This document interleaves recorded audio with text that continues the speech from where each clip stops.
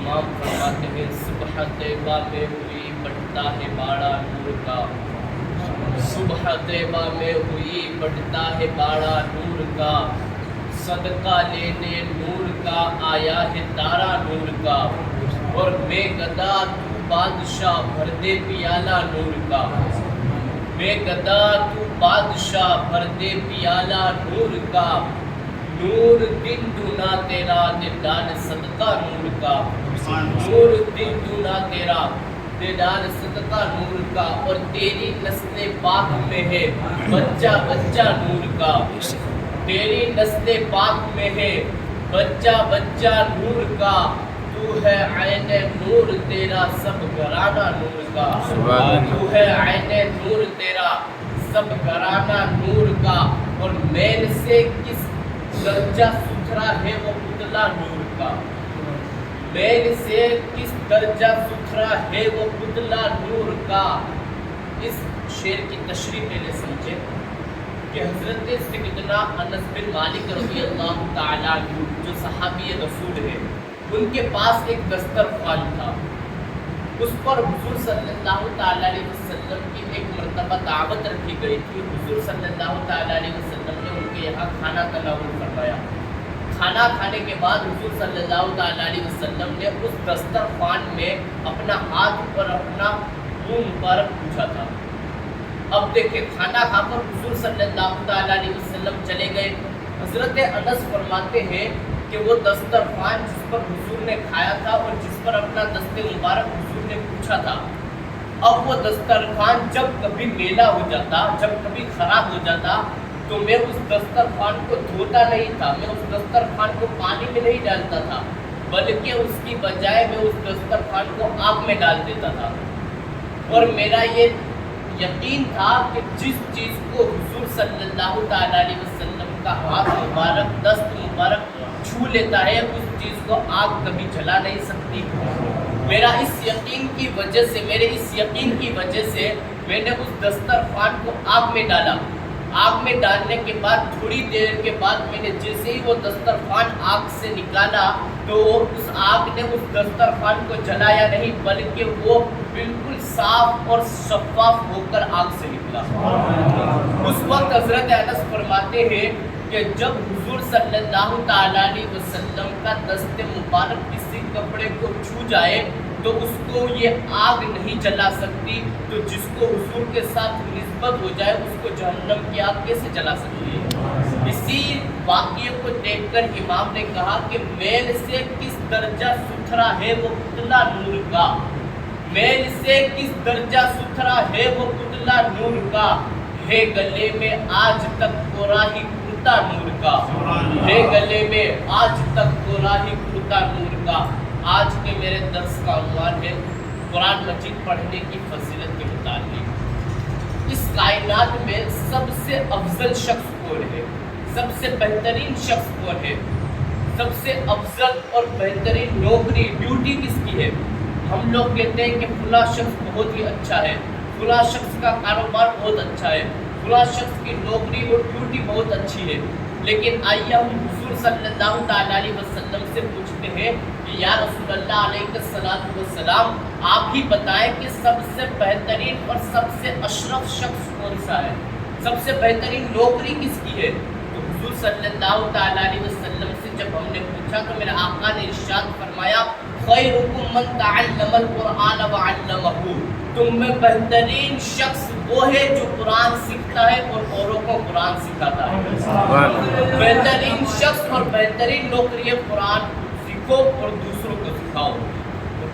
قرآن پاک کے بہت سارے پڑھنے کے فضائل موجود ہیں کتابوں میں، لیکن قرآن پاک ایک واحد ایسی کتاب ہے جس کو پڑھنے سے ثواب ملتا ہے، جس کو دیکھنے سے ثواب ملتا ہے، جس کو چھونے سے ثواب ملتا ہے۔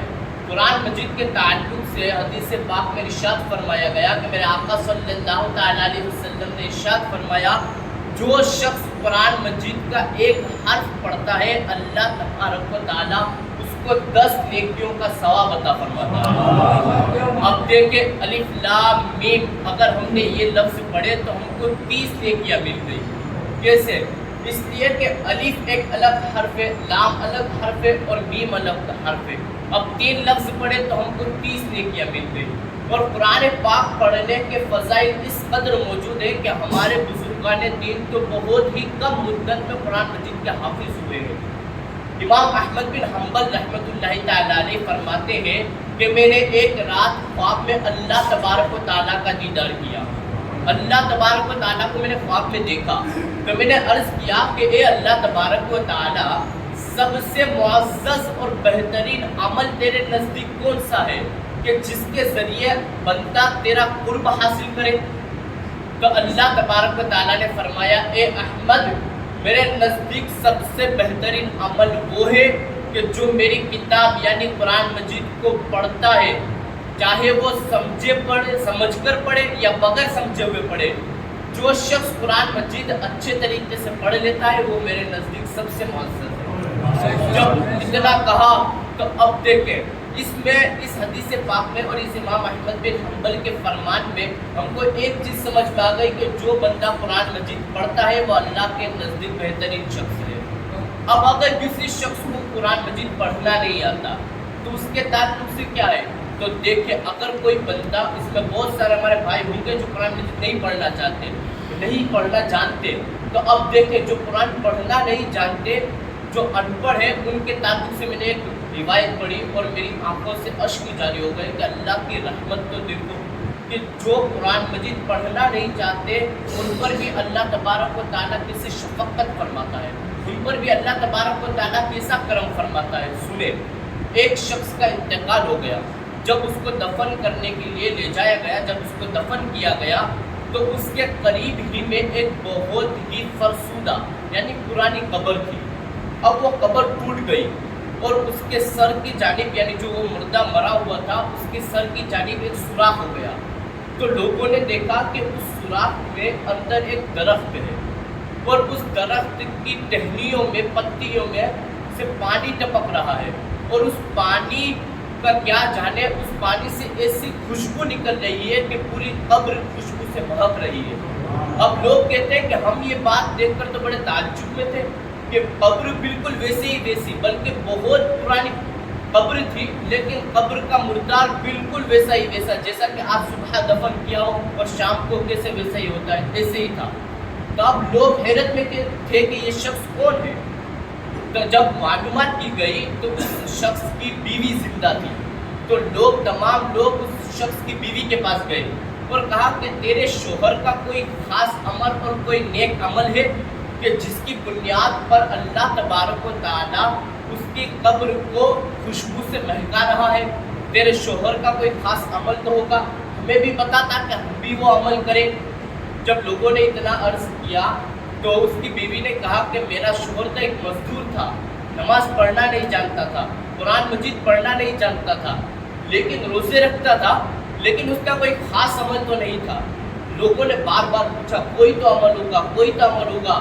تو پھر اس عورت نے کہا کہ ہاں، میرے شوہر کا ایک عمل تھا کہ وہ قرآن مجید پڑھنا نہیں جانتا تھا۔ اس کے دل میں بہت تمنا تھی کہ کاش کہ قرآن مجید کو پڑھنا جان لیتا، قرآن مجید مجھے آ جاتا، لیکن وہ قرآن مجید کو جب کھول کر بیٹھتا اور قرآن مجید پڑھنا نہیں آتا، بہت ندامت کرتا، بہت ہی شرمندگی محسوس کرتا، لیکن قرآن مجید کی ہر لیٹی پر وہ ایسے انگلی پھیرتا اور یہ کہتا جاتا کہ اللہ تبارک و تعالیٰ یہ جو تیرا کلام ہے وہ میں پڑھنا تو نہیں جانتا، لیکن اس میں جو کچھ تو نے فرمایا ہے وہ بالکل سچ فرمایا ہے، جو کچھ تو نے بیان فرمایا وہ بالکل حق ہے۔ ایسے ہی پورے قرآن مجید کی لیٹیوں میں سے انگلی پھراتا جاتا اور یہ بات کہتا جاتا۔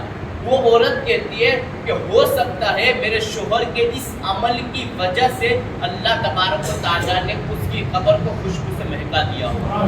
یعنی اس واقعے سے کیا پتا چلا کہ اس کا شوہر قرآن مجید پڑھنا نہیں جانتا تھا، لیکن صرف ایسے ہی انگلیاں گھماتا تھا، تو اللہ تبارک و تعالیٰ نے انگلیاں گھمانے کی وجہ سے اللہ تبارک و تعالیٰ نے اس کی بخشش فرما دی۔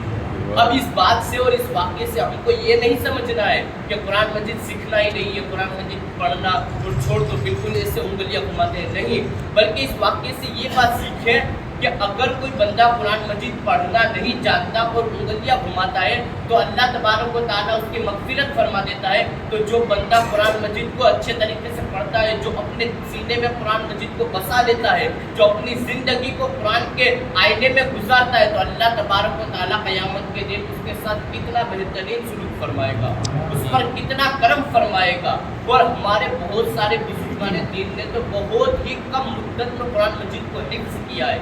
جیسے کہ امام اعظم ابو حنیفہ جن کی ہم اقتدا کرتے ہیں, انہوں نے صرف 3 دن میں قرآن مجید کو حفظ کیا.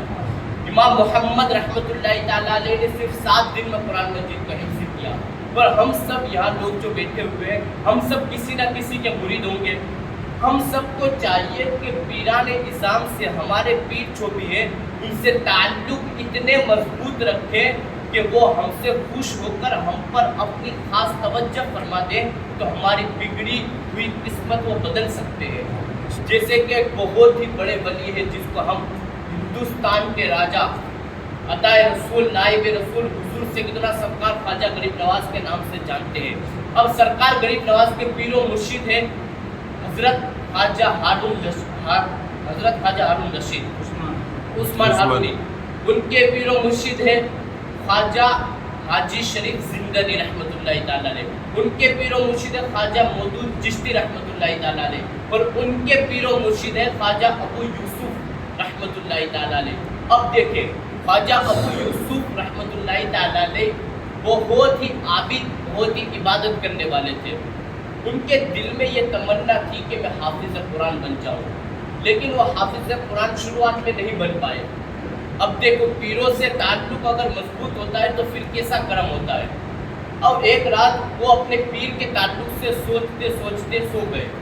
خواب میں ان کے پیر حضرت خواجہ ابو محمد رحمۃ اللہ تعالیٰ علیہ کا دیدار ان کو نصیب ہوا.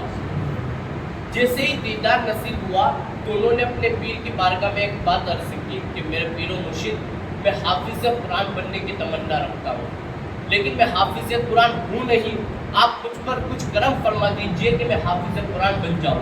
تو ان کے پیر و مرشد نے خواب میں فرمایا کہ اے ابو یوسف, تم ایک کام کرنا, صبح میں اٹھ کر اچھی طریقے سے وضو کر کے 100 مرتبہ سورہ فاتحہ پڑھنا, یعنی الحمدللہ شریف 100 مرتبہ پڑھنا. اب جیسے ابو یوسف رحمۃ اللہ تعالیٰ علیہ صبح کو اٹھے, اٹھنے کے بعد اچھی طریقے سے وضو کیا. اچھی طریقے سے وضو کرنے کے بعد انہوں نے 100 مرتبہ سورہ فاتحہ شریف پڑھا. اب ابو یوسف چشتی رحمۃ اللہ تعالیٰ علیہ فرماتے ہیں کہ جیسے ہی میں نے 100 مرتبہ سورہ فاتحہ پڑھا, ویسے ہی میں حافظ بن گیا. پورا قرآن مجید میں نے حفظ کر لیا. اب وہ فرماتے ہیں کہ میرے پیر و مرشد ابو محمد رحمۃ اللہ تعالیٰ علیہ کو یہ بلندی اور یہ رفعت کیسے ملی پتہ ہے کہ انہوں نے مجھ پر ایک بات فرمایا کہ 100 مرتبہ درود شریف 100 مرتبہ سورہ فاتحہ پڑھنا, تم حافظ ہو جاؤ گے. اب وہ فرماتے, ان کے مرید ابو یوسف فرماتے ہیں کہ میرے پیر و مرشد کو یہ بلندی اور یہ رفعت کا مقام کیسے ملا کہ وہ رات میں تنہائی میں بیٹھ کر حضور پر روزانہ درود پاک پڑھتے تھے. درود پاک پڑھنے کی وجہ سے میرے پیر کو اتنا بلند مقام ملا. اب بہت سارے بزرگان زندگی, بہت سارے بزرگان دین کی زندگی کو پڑھیں گے تو پتہ چلے گا کہ ان کے خاص عمل میں درود شریف شامل ہوگا. تو ہم سب کو جتنا ہو سکے قرآن مجید کو کثرت کے ساتھ پڑھنا ہے. ایک حرف پڑھو تو اللہ 10 نیکی عطا فرماتا ہے. تو جو قرآن شریف اس رمضان المبارک کے مہینے میں پڑھتے ہیں تو اللہ تبارک و تعالیٰ ان پر کتنا انعام فرماتا ہوگا. تو ہم سب کو چاہیے کہ جتنا ہو سکے کثرت کے ساتھ درود پاک کی تلاوت کریں اور قرآن مجید کی تلاوت کریں. آئیے اللہ تبارک و تعالیٰ کی بارگاہ میں دعا ہے کہ اللہ تبارک و تعالیٰ ہم سب کو کثرت کے ساتھ قرآن مجید کی تلاوت کرنے کی توفیق عطا فرمائے. ہم سب کو حضور صلی اللہ تعالیٰ علیہ وسلم سے محبت کرنے کی توفیق عطا فرمائے. ہم سب کو حضور صلی اللہ تعالیٰ علیہ وسلم کی سیرت پاک پر چلنے کی توفیق عطا فرمائے اور ہماری دعاؤں کو حضور صلی اللہ تعالیٰ علیہ وسلم کے صدقے میں اپنی بارگاہ میں قبول فرمائے.